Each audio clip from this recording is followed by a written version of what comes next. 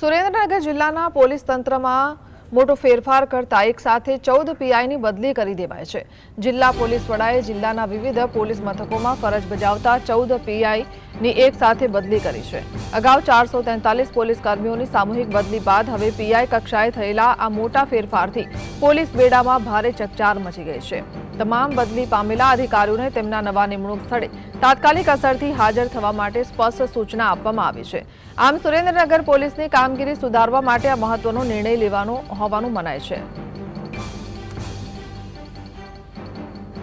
સંવાદદાતા ફઝલ જોડાયા છે। જી ફઝલ, ખાસ કરીને સુરેન્દ્રનગરમાં જે પોલીસ વિભાગ છે તેમાં સૌથી મોટા ફેરફારો કરવામાં આવ્યા છે। સુરેન્દ્રનગર જિલ્લા પોલીસ વડા પ્રેમસુખ ડેલુ દ્વારા એક સાથે 14 જેટલા પીઆઈઓની બદલી કરવામાં આવી છે।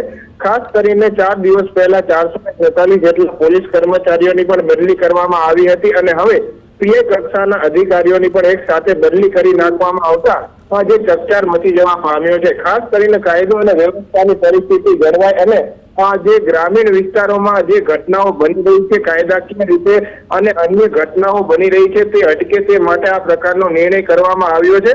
જે બદલી કરેલા 14 પોલીસ સ્ટેશનના પીઆઈઓ છે તેમને તાત્કાલિક હાજર થઈ જવા અંગેની પણ સૂચના આપવામાં આવી છે। પોલીસની કામગીરી સુધારવા માટે પણ આ પ્રકારનો નિર્ણય કરવામાં આવ્યા હોવાનું પણ સુરેન્દ્રનગર જિલ્લા પોલીસ વડા પ્રેમસુખ ડેલુ દ્વારા જણાવવામાં આવ્યું છે।